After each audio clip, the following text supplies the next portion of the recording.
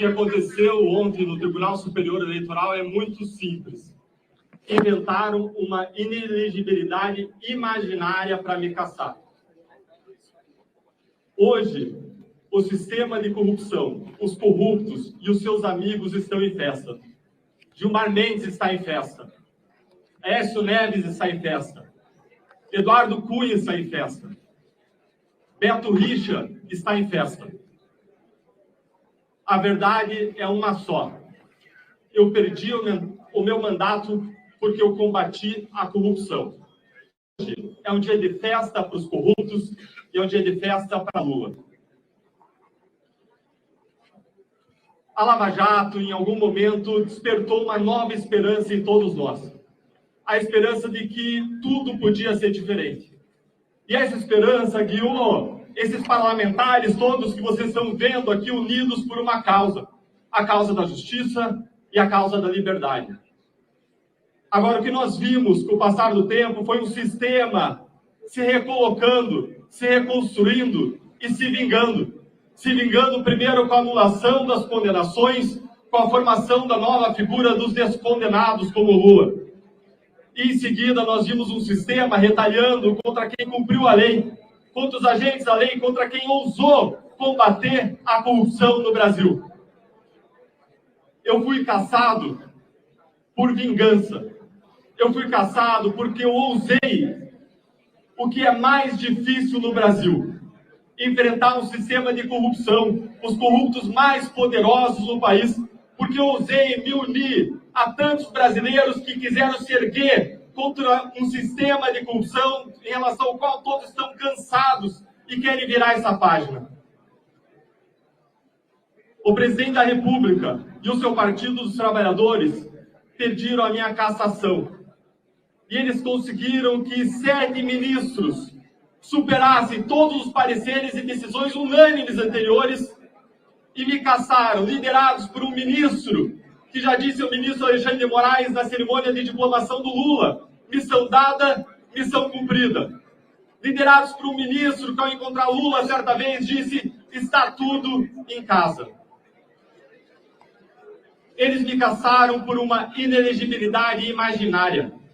A Constituição e a lei da ficha limpa é clara. Ficam inelegíveis membros do Ministério Público que saem na pendência de processo administrativo disciplinar. É clara, é objetiva. Existia algum processo administrativo disciplinar? Não, nenhum, zero. Mas eles construíram suposições.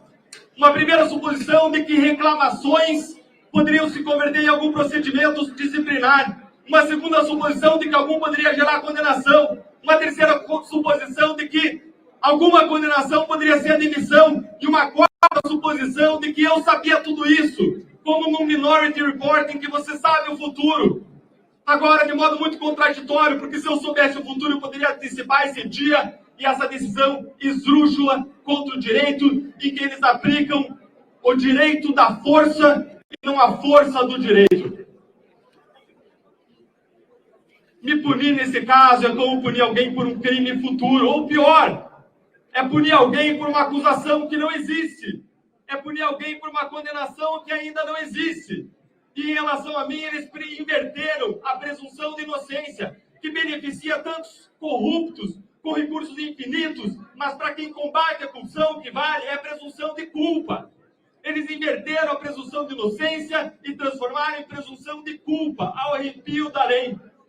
O Tribunal Superior Eleitoral disse que eu fraudei a lei, mas foi o Tribunal Superior Eleitoral que fraudou a lei e fraudou a Constituição, ao criar uma nova inelegibilidade contra a lei e contra o que diz a Constituição, que em decisões unânimes, o próprio TSE, que na doutrina unânime, toneladas de textos escritos dizendo que restrições a direitos fundamentais, que restrições a direitos políticos jamais podem ser elasticidos, jamais podem ser interpretados de modo extensivo, de modo ampliativo, com analogia. E foi exatamente o que eles fizeram, fraudando a lei, fraudando a Constituição para me punir.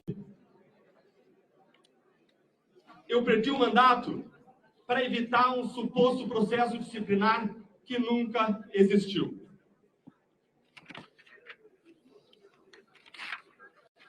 Hoje, o sistema de corrupção implementa a sua vingança. E tem muitos poderosos unidos nesse esforço. Grandes políticos, inclusive parlamentares. Um presidente da República condenado por corrupção e descondenado numa decisão política do Supremo Tribunal Federal. Nós vemos ainda unidos certos ministros do Supremo Tribunal Federal e do Tribunal Superior Eleitoral que sempre se opuseram à Lava Jato, especialmente quando ela atingiu os seus políticos corruptos de estimação. E como diz a Bíblia, até quando os maus continuarão alegres? Até quando se mostrarão orgulhosos e se gabarão dos seus crimes? Até quando os maus continuarão alegres? Até quando os maus seguirão orgulhosos e se gabando dos seus crimes no nosso país? Se fecharem essas portas, não existe democracia. E é assim que as ditaduras começam, como começaram na Venezuela, como começaram na Nicarágua, quando tribunais de justiça cassaram o mandato de opositores políticos. E é esse o risco que nós vivemos hoje no Brasil. Instituições precisam ser respeitadas. Agora, instituições são compostas de pessoas. E o nosso problema no Brasil é que as instituições são boas, mas existem muitas pessoas ruins. E se cercear de criticar as pessoas para não manchar as instituições é contraditório. É uma incoerência. Porque deixar de criticar as instituições que elas mesmas...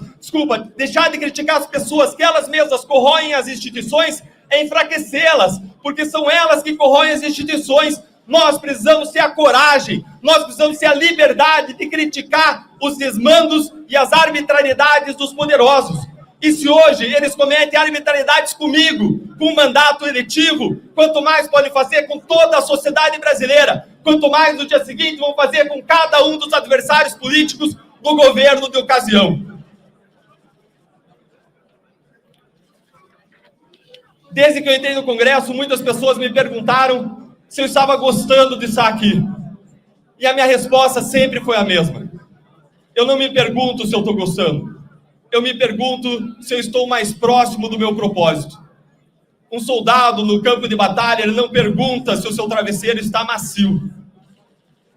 Eu não estou aqui por um cargo. Eu estou aqui por um propósito. Eu estou aqui por uma transformação. Todo tombo dói.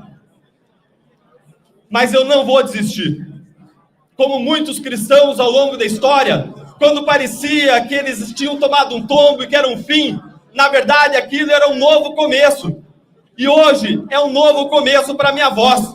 Com esse tombo eu convido que todos que lutam contra a quebra da liberdade, contra a quebra da democracia, contra os abusos poderosos, que se reergam desse tombo comigo, unindo a sua voz, unindo a voz de uma oposição que hoje...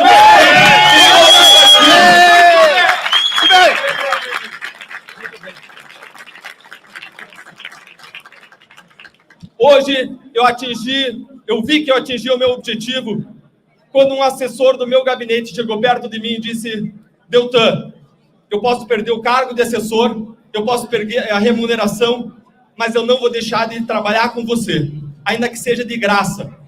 Porque o que eu vi aqui ao longo desse tempo todo é que você luta por um propósito, porque você luta genuinamente por uma transformação. E é por isso que eu convido todos a lutarem por uma transformação que vai além de nós, por um propósito que nos transcende. Eu jamais vou me arrepender de ter combatido a corrupção no Brasil. Jamais. Aqui no Congresso, eu combati o bom combate com orgulho, com honra, ao lado desses parlamentares que vocês veem aqui na frente. E nós vamos seguir lutando. O cargo é apenas um instrumento para lutar por transformação. Agora, o principal é a voz dos brasileiros que estão conosco. Nós precisamos que os brasileiros ergam a sua voz, que eles reconheçam o seu poder que está nas suas mãos, que é o poder que é a chave para a transformação. E nós não vamos permitir que as portas dos votos, que as portas das eleições sejam fechadas. Nós não vamos permitir que minem, que ataquem a nossa democracia. Nós não vamos permitir que minem e ataquem as nossas liberdades. Nós não vamos permitir que esse governo siga praticando desmandos e praticando corrupção. O poder que os tribunais têm de me atingir, o poder que os tribunais têm de me derrubar, é o mesmo poder que tinham os irmãos de José quando venderam o escravo para o Egito. É o mesmo poder que tinha o rei da Babilônia quando colocou Daniel na cova dos leões. O poder que eles têm ao me caçar é o mesmo poder que Pilatos tinha ao mandar Jesus para a morte. Essa história não acabou. Esse capítulo não é o capítulo final.